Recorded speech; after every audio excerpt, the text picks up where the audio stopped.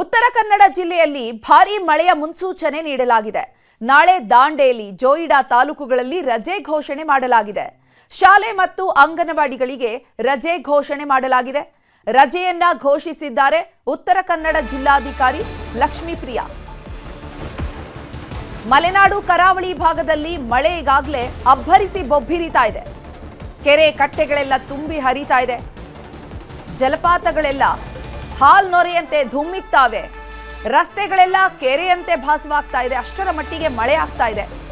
ಉತ್ತರ ಕನ್ನಡ ಜಿಲ್ಲೆಯಲ್ಲಿ ನಾಳೆ ಕೂಡ ಭಾರೀ ಮಳೆಯ ಮುನ್ಸೂಚನೆ ನೀಡಲಾಗಿದೆ. ನಾಳೆ ದಾಂಡೇಲಿ, ಜೋಯಿಡಾ ತಾಲೂಕುಗಳಲ್ಲಿ ರಜೆ ಘೋಷಣೆ ಮಾಡಿದ್ದಾರೆ. ಶಾಲೆ ಮತ್ತು ಅಂಗನವಾಡಿಗಳಿಗೆ ರಜೆ ಘೋಷಿಸಿದ್ದಾರೆ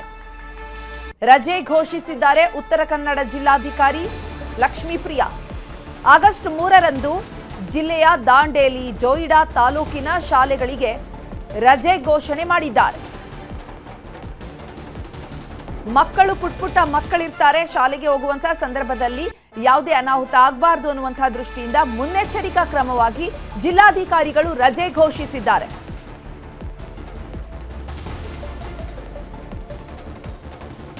ಚಿಕ್ಕಮಗಳೂರಿನಲ್ಲಿ ಧಾರಾಕಾರ ಮಳೆಯ ಹಿನ್ನೆಲೆ ಕೊಪ್ಪ, ಶೃಂಗೇರಿ ತಾಲೂಕಿನಲ್ಲೂ ಕೂಡ ರಜೆ ಘೋಷಣೆ ಮಾಡಲಾಗಿದೆ. ಅಂಗನವಾಡಿ, ಪ್ರಾಥಮಿಕ ಮತ್ತು ಪ್ರೌಢಶಾಲೆಗಳಿಗೆ ರಜೆ ಘೋಷಿಸಿದ್ದಾರೆ. ಅಂಗನವಾಡಿಯ ಪುಟ್ಟ ಮಕ್ಕಳಿಂದ ಹಿಡಿದು ಪ್ರಾಥಮಿಕ ಶಾಲೆಗೆ ಹೋಗುವಂತಹ ವಿದ್ಯಾರ್ಥಿಗಳು, ಪ್ರೌಢಶಾಲೆಗೆ ಹೋಗುವಂತಹ ವಿದ್ಯಾರ್ಥಿಗಳಿಗೆ ರಜೆ ಇರುತ್ತೆ. ಜಿಲ್ಲಾಧಿಕಾರಿ ಭನ್ವರ್ ಸಿಂಗ್ ಮೀನಾ ಆದೇಶವನ್ನ ಹೊರಡಿಸಿದ್ದಾರೆ. ಚಿಕ್ಕಮಗಳೂರಿನಲ್ಲಿ ಧಾರಾಕಾರ ಮಳೆಯಾಗುತ್ತೆ. ಅಪಾಯದ ಮಟ್ಟ ಮೀರಿ ತುಂಗಾ ನದಿ ಹರಿತಾ ಇದೆ. ಹೀಗಾಗಿ ನದಿ ತೀರಕ್ಕೆ ತೆರಳದಂತೆ ಸೂಚನೆಯನ್ನು ಕೂಡ ನೀಡಿದ್ದಾರೆ. ಚಿಕ್ಕಮಗಳೂರು ಜಿಲ್ಲೆಯ ಕೊಪ್ಪ, ಶೃಂಗೇರಿ ತಾಲೂಕಿನಲ್ಲಿ ನಾಳೆ ಕೂಡ ಧಾರಾಕಾರ ಮಳೆಯಾಗುವಂತಹ ಮುನ್ಸೂಚನೆ ಇದೆ. ಈಗಾಗಲೇ ಮಲೆನಾಡಿನಲ್ಲಿ ಸಾಕಷ್ಟು ಮಳೆ ಆಗ್ತಾ ಇದೆ. ಸಾಕಷ್ಟು ಸೇತುವೆಗಳೇ ಮುಳುಗಡೆಯಾಗಿ ಸಂಪರ್ಕವೇ ಕಡಿತಗೊಂಡಿದೆ. ಒಂದ್ ಕಡೆ ವಾಹನ ಸವಾರರು ಕೂಡ ಸಂಚಾರ ಮಾಡೋದಕ್ಕೆ ಪರದಾಡುವಂತಹ ಪರಿಸ್ಥಿತಿ ನಿರ್ಮಾಣ ಆಗಿದೆ. ಹೀಗಾಗಿ ಮುನ್ನೆಚ್ಚರಿಕಾ ಕ್ರಮವಾಗಿ ಅಂಗನವಾಡಿಯಿಂದ ಹಿಡಿದು ಪ್ರಾಥಮಿಕ ಶಾಲೆ, ಪ್ರೌಢಶಾಲೆ, ಅಂಗನವಾಡಿ ಎಲ್ಲಾ ಶಾಲೆಗಳಿಗೂ ಕೂಡ ರಜೆ ಘೋಷಣೆ ಮಾಡಿದ್ದಾರೆ. ಈಗಾಗಲೇ ತುಂಗಾ ನದಿ ಕೂಡ ಅಪಾಯದ ಮಟ್ಟ ಮೀರಿ ಹರಿತಾ ಇದೆ. ನದಿ ತೀರಕ್ಕೆ ತೆರಳದಂತೆ ಸ್ಥಳೀಯರಿಗೆ ಸೂಚನೆಯನ್ನು ಕೂಡ ನೀಡಲಾಗಿದೆ.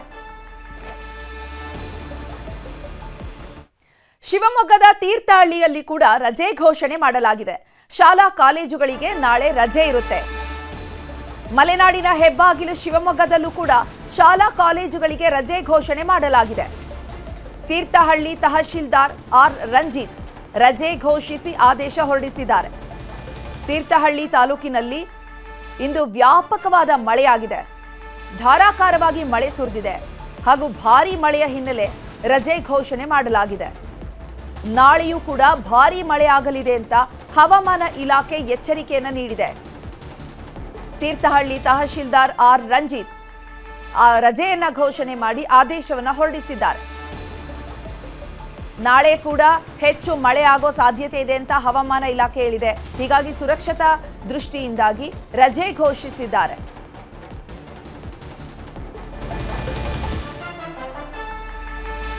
ಈ ಬಗ್ಗೆ ಹೆಚ್ಚಿನ ಮಾಹಿತಿಯನ್ನು ನೀಡ್ತಾರೆ ನಮ್ಮ ಪ್ರತಿನಿಧಿ ವಿನಯ್. ದೂರವಾಣಿ ಸಂಪರ್ಕದಲ್ಲಿ ಜಾಯ್ನ್ ಆಗಿದ್ದಾರೆ. ವಿನಯ್, ಸಾಕಷ್ಟು ಮಳೆ ಆಗ್ತಾ ಇದೆ ಮಲೆನಾಡು ಭಾಗದಲ್ಲಿ, ಅದರಲ್ಲಿ ಶಿವಮೊಗ್ಗದಲ್ಲಿ ಕೂಡ ನಾಳೆ ಕೂಡ ಮಳೆ ಮುನ್ಸೂಚನೆ ಇದೆ. ಇದುವರೆಗೂ ಏನೇನೆಲ್ಲ ಮಳೆಗೆ ಅಲ್ಲಿ ಅವಾಂತರಗಳು ಸೃಷ್ಟಿಯಾಗಿದೆ, ಮುನ್ನೆಚ್ಚರಿಕಾ ಕ್ರಮಗಳನ್ನ ಏನೇನೆಲ್ಲ ಕೈಗೊಳ್ಳಲಾಗಿದೆ? ಚೈತ್ರ, ರಾಜ್ಯದಲ್ಲಿ ಈಗ ಮುಂಗಾರು ಚುರುಕುಗೊಂಡಿದೆ. ಇದರಿಂದಾಗಿ ಅತಿ ಹೆಚ್ಚು ಮಳೆಯನ್ನ ಏನು ಮಲೆನಾಡಿನ ಭಾಗ ಈಗ ಅನುಭವಿಸ್ತಾ ಇದೆ ಅಂತಾನೆ ಹೇಳ್ಬೋದು. ಯಾಕಂದ್ರೆ ಏನು ಶಿವಮೊಗ್ಗ ಆಗಿರ್ಬೋದು, ಚಿಕ್ಕಮಗಳೂರು ಆಗಿರ್ಬೋದು, ಹಾಗೆ ದಕ್ಷಿಣ ಕನ್ನಡ ಆಗಿರ್ಬೋದು, ಈ ಮಲೆನಾಡಿನ ಭಾಗಗಳೇನಿದೆ ಆ ಭಾಗಗಳಲ್ಲಿ ಅತಿ ಹೆಚ್ಚು ಮಳೆ ಆಗ್ತಿರೋದ್ರಿಂದ ಈಗ ಕೆಲವು ಕಡೆ ರಜೆ ಘೋಷಣೆಯನ್ನು ಕೂಡ ಮಾಡಲಾಗಿದೆ. ಅದರಲ್ಲಿ ಶಿವಮೊಗ್ಗದ ತೀರ್ಥಹಳ್ಳಿ ಹಾಗೂ ಸಾಗರ ತಾಲೂಕುಗಳಲ್ಲಿ ಈಗಾಗಲೇ ರಜೆಯನ್ನ ಆಯಾ ತಹಶೀಲ್ದಾರರು ಘೋಷಣೆ ಮಾಡಿದರೆ, ಅದರಲ್ಲೂ ಶಾಲಾ ಕಾಲೇಜುಗಳಾಗಿರ್ಬೋದು, ಅಂಗನವಾಡಿ ಕೇಂದ್ರಗಳಾಗಿರ್ಬೋದು ಎಲ್ಲಕ್ಕೂ ಕೂಡ ರಜೆಯನ್ನ ಘೋಷಣೆ ಮಾಡಲಾಗಿದೆ.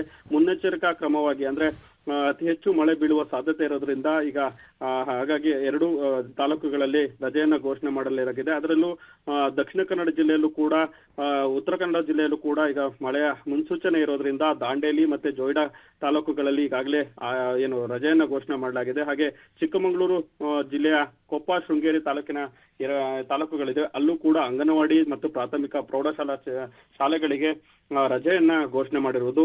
ಶಿವಮೊಗ್ಗದಲ್ಲಿ ಅತಿ ಹೆಚ್ಚು ಮಳೆ ಬೀಳ್ತಾ ಇರೋದ್ರೆ ಅದರಲ್ಲೂ ಕೂಡ ತೀರ್ಥಹಳ್ಳಿ ಭಾಗದಲ್ಲಿ ಹಾಗೆ ಶೃಂಗೇರಿ ಭಾಗದಲ್ಲಿ ಮಳೆ ಬೀಳ್ತಾ ಇರೋದ್ರಿಂದ ತುಂಗಾ ನದಿಯು ಕೂಡ ಉಕ್ಕಿ ಹರಿತಾ ಇದೆ. ಹಾಗೆ ಹರಿಯುತ್ತಿರೋದ್ರಿಂದ ಅಲ್ಲಿಯ ಏನು ನದಿ ಪಾತ್ರದ ಜನರಿಗೂ ಕೂಡ ಈಗಾಗಲೇ ಮನವಿಯನ್ನು ಮಾಡಿಕೊಳ್ಳಲಾಗಿದೆ. ಯಾರು ಕೂಡ ನದಿಗೆ ಇಳಿಬಾರ್ದು, ಹಾಗೆ ನದಿಯ ಪಾತ್ರ ಏನಿದೆ ಅದರಲ್ಲಿ ಓಡಾಡಬಾರ್ದು ಅನ್ನೋ ಸೂಚನೆಯನ್ನ ಈಗಾಗಲೇ ಜಿಲ್ಲಾಡಳಿತ ನೀಡುತ್ತಾ ಇರೋದು. ಶಿವಮೊಗ್ಗದ ಈಗ ಏನು ತುಂಗಾ ನದಿ ಇದೆ, ಆ ತುಂಗಾ ನದಿಯು 70,000 ಕ್ಯೂಸೆಕ್ಗಿಂತ ನೀರು ಹೆಚ್ಚು ಈಗ ಹರಿತಾ ಇರೋದ್ರಿಂದ ಆ ಭಾಗದಲ್ಲಿ ಒಂದಿಷ್ಟು ಪ್ರವಾಹದ ಭೀತಿ ಎದುರಾಗಿದೆ. ಅದರಲ್ಲೂ ಕೂಡ ಮತ್ತೂರಿನ ಭಾಗ ಏನಿದೆ, ಆ ಮತ್ತೂರಿನ ಭಾಗದಲ್ಲಿ ಈಗಾಗಲೇ ತೋಟಗಳಿಗೆ ನೀರು ನುಗ್ತಾ ಇರೋದು. ಹಾಗಾಗಿ ಅಲ್ಲೂ ಕೂಡ ಯಾರು ಕೂಡ ಹೋಗದಂತೆ ಈಗ ಏನು ಎಚ್ಚರಿಕೆನ ಜಿಲ್ಲಾಡಳಿತ ನೀಡಿದೆ. ಆದ್ರೆ ಕಳೆದ ದಿನ ಏನು ಅಂದ್ರೆ ಹಿಂದಿನ ದಿನದಿಂದ ಶುರುವಾದಂತ ಮಳೆ ಏನಿದೆ, ಆ ಮಳೆಯಿಂದಾಗಿ ಇಲ್ಲಿದ್ದಂತಹ ರಾಮ ಮಂಟಪ ಕೂಡ ಈಗ ಮುಳುಗಡೆ ಆಗಿರೋದು. ರಾಮ ಮಂಟಪ ಮುಳುಗಡೆ ಆಗಿದೆ ಅಂದ್ರೆ ಒಂದು ರೀತಿಯಲ್ಲಿ ನೆರೆಯ ಅಂದ್ರೆ ಶುರುವಾತ ಅರ್ಥ. ಯಾಕಂದ್ರೆ ಅಷ್ಟು ಮಳೆ ಬಂದ್ರೆ ಮಾತ್ರ ಅಂದ್ರೆ 70,000ರಿಂದ 80,000 ಕ್ಯೂಸೆಕ್ ಮಳೆ ಹನಿ ನೀರು ಹರಿದ್ರೆ ಮಾತ್ರ ಅಲ್ಲಿ ಪ್ರವಾಹ ಉಂಟಾಗುತ್ತೆ ಅನ್ನೋ ಒಂದು ಮಾತು ಕೂಡ ಇದು. ಅದರ ಪ್ರಕಾರವಾಗಿ ಇವತ್ತು ಹಲವಾರು ಕಡೆಯಲ್ಲಿ ಒಂದಿಷ್ಟು ಅವಘಡಗಳು ಕೂಡ ಆಗಿದ್ದು, ಅದ್ರ ಜೊತೆಗೆ ಒಂದಿಷ್ಟು ಸೇತುವೆಗಳು ಕೂಡ ಮುಳುಗಡೆ ಆಗಿದ್ವು. ಹೀಗಾಗಿ ಅಲ್ಲಿಯ ಜನರು ಕೂಡ ಈಗ ಒಂದು ರೀತಿಯಲ್ಲಿ ಭಯದಲ್ಲಿ ಬದುಕ್ತಿದ್ದಾರೆ ಅಂತ ಹೇಳ್ಬೋದು. ಹಾಗಾಗಿ ಜಿಲ್ಲಾಡಳಿತ ಅದಕ್ಕೆ ತಕ್ಕಂತೆ ಕಾಳಜಿ ಕೇಂದ್ರಗಳನ್ನ ತೆರೆಯೋದಾಗಿರ್ಬೋದು, ಹಾಗೆ ಒಂದಿಷ್ಟು ಏನು SDRF ಆಗಿರ್ಬೋದು, NDRF ವ್ಯವಸ್ಥೆ ಏನಿದಾವೆ ಅವುಗಳನ್ನು ಕೂಡ ಬಳಸಿಕೊಳ್ಳೋದಕ್ಕೆ ಈಗಾಗಲೇ ಜಿಲ್ಲಾಡಳಿತ ಮುಂದಾಗಿದೆ. ಒಟ್ಟಿನಲ್ಲಿ ಏನು ಇಷ್ಟು ದಿನ ಸೈಲೆಂಟ್ ಆಗಿದ್ದಂತ ಮಳೆರಾಯ ಈಗ ಒಂದೇ ಬಾರಿಯಲ್ಲಿ ಏನು ಶಿವಮೊಗ್ಗ ಹಾಗೂ ಮಲೆನಾಡಿನ ಭಾಗದಲ್ಲಿ ಧಾರಾಕಾರ ಸುರಿತಿರೋದ್ರಿಂದ ಒಂದು ರೀತಿಯಲ್ಲಿ ಎಲ್ಲರೂ ಕೂಡ ಭಯಭೀತರಾಗಿದ್ದಾರೆ. ಚಿತ್ರ. ಧನ್ಯವಾದ ವಿನಯ್ ಕುಮಾರ್ ತಮ್ಮೆಲ್ಲ ಮಾಹಿತಿಗಾಗಿ.